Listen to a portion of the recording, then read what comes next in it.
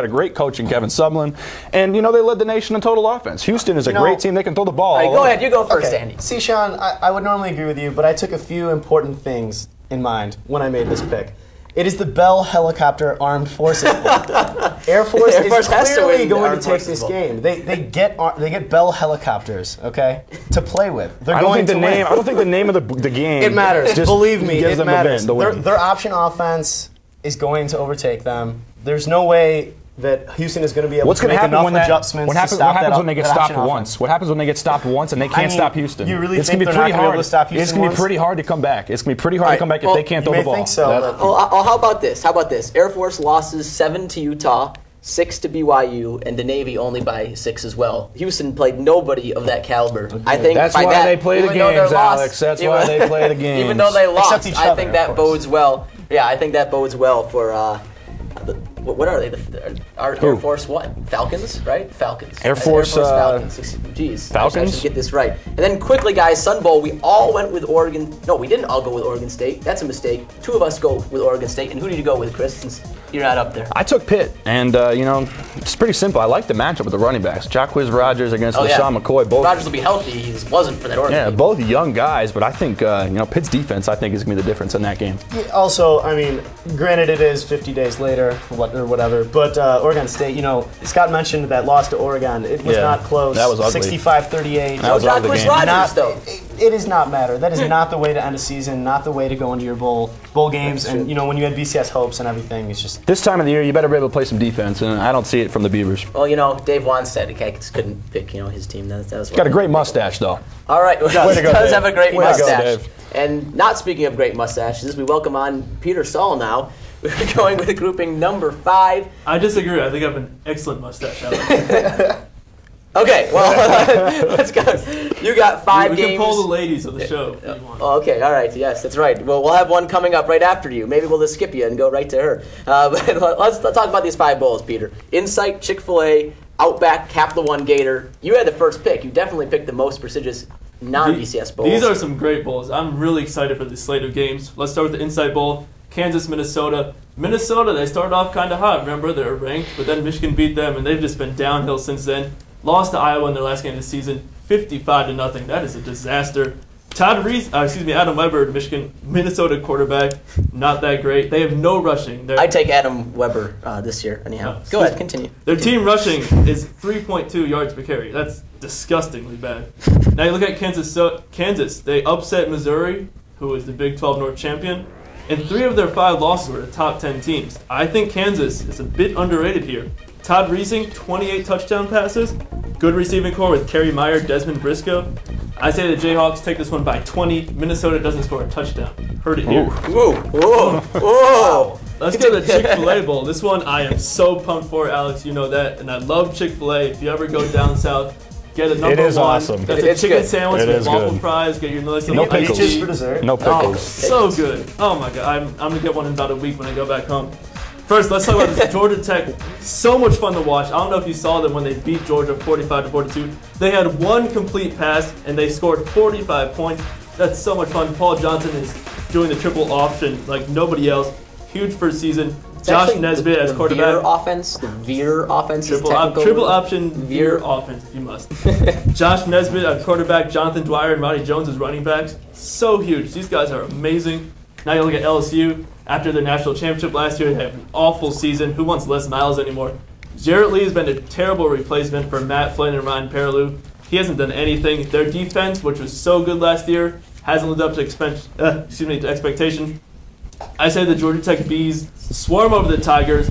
They put up 35 points in a win. Good mascot usage there. Yes, sir. Let's move on to Outback real quick. South Carolina, Iowa, the Big Ten SEC matchup as always. South Carolina, they say they have a good defense, but Iowa has a great defense, only 159 points against. That's great.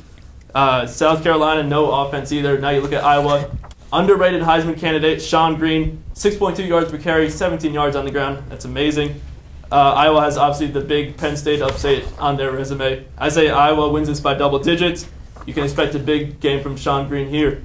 Let's go to Capital One. Bulldogs, Georgia Bulldogs, entered the season #1 in the nation. They finished it #2 in the state of Georgia. As I said, Georgia Tech beat them earlier. Now, of course, the Michigan State Spartans, they're not too great either. No offense, really, no defense. They're just kind of mediocre in every sense of the word. Georgia, they have a great offense. Stafford and Moreno probably playing in their last college games they want to put on the show for the NFL scouts.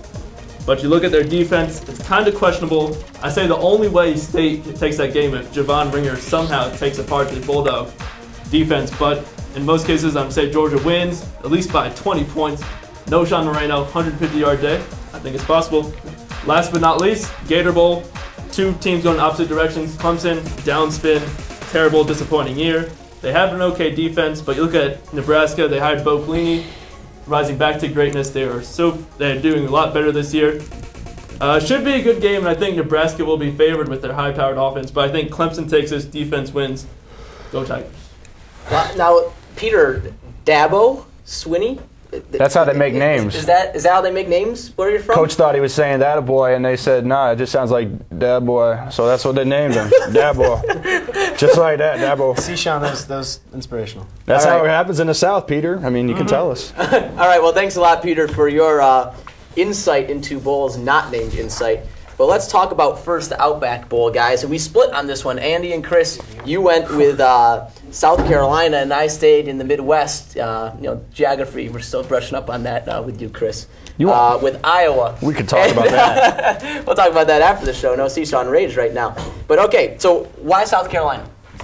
Because Iowa's in the Big Ten. That's why. I mean, South Carolina, I mean, they got athletes all over the place. They're just going to be throwing the ball everywhere. And, Iowa, they beat Penn State, and they, gave a pretty good defensive effort. I was very close on this one. I think Iowa can definitely win this game if they play it the right way. Run the ball with, what's that running back they got? Run for 1,000 yards every game. Sean Green. Yeah, the guy's awesome. Probably the best back in the country. Definitely will be next year.